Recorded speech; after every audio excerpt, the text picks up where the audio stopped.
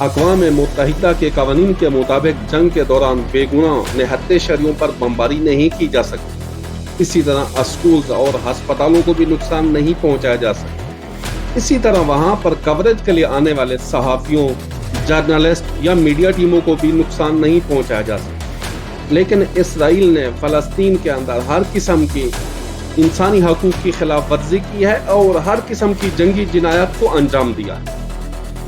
اگر ہم جو وہاں پر میڈیا ٹیمیں کوریج کے لیے آتی رہی ہیں، اگر ان کا ایک ملاحظہ کریں تو ہم دیکھیں گے کہ 2024 کے اندر 200 سے زیادہ صحافی اور رپورٹرز وہاں پر شہید ہوئے، جبکہ ویتنام کی 20 سالہ جنگ کے اندر صرف 63 رپورٹرز مارے گئے تھے۔ فلسطین کے اندر ایک سال کے عرصے میں شہید ہونے والے رپورٹرز کی تعداد جنگ عظیم دوم سے کہیں زیادہ ہے، اور اس میں شہید ہونے والے رپورٹرز کا تعلق اکثراً غالباً فلسطینی ہے۔ اس کے علاوہ المنار چینل، الافق سے، المیادین سے اور الجزیرہ کے رپورٹرز کی ایک بہت بڑی تعداد شہید ہوئی۔ ان میں سے بہت ایسے افراد بھی ہیں کہ جو نہ صرف خود شہید ہوئے بلکہ ان کی پوری فیملیز وہاں پر فلسطین کے اندر اسرائیلی جارحیت اور بربریت کا شکار ہوئی۔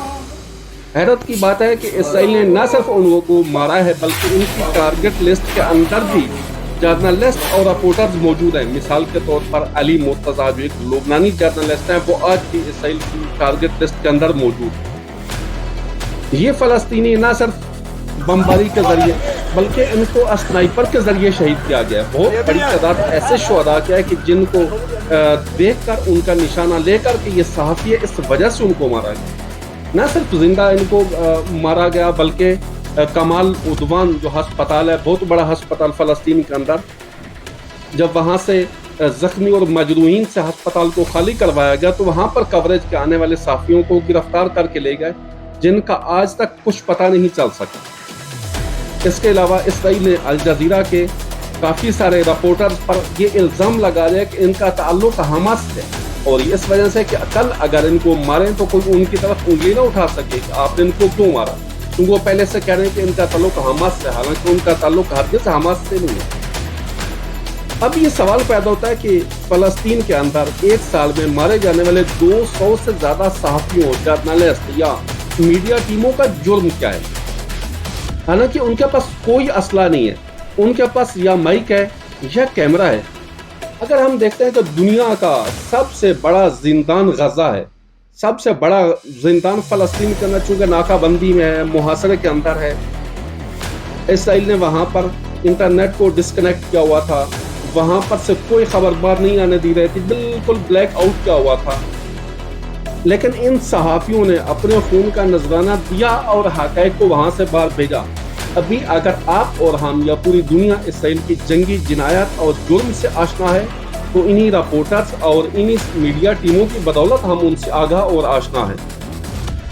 حیرت کی بات یہ ہے کہ 2012 کے اندر ایک امریکن صحافی جس کا نام اوسٹن ٹائس تھا، وہ شام کے اندر آیا اور وہاں پر لاپتہ ہو گیا، جن کا آج تک انہیں کچھ پتہ نہیں چلا، جبکہ اس وقت امریکن انتظامیہ کی الزام بشار رجیم پہ تھا کہ بشار الاسد نے ان کو مسنگ کیا ہے۔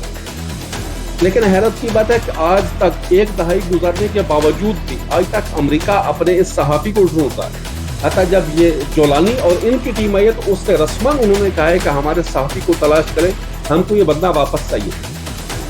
یہ ایسی طاقتیں ہیں کہ اگر ان کا ایک صحافی بھی لاپتہ ہو جائے تو ایک دہائی کے بعد بھی کہتے ہیں کہ یہ بندہ ہم کو واپس چاہیے۔ لیکن دوسری طرف سے ایک سال کے عرصے میں 200 سے زائد بے گناہ صحافی مارے گئے، لیکن ان کے کانوں تک جوں تک نہیں رہیں گی۔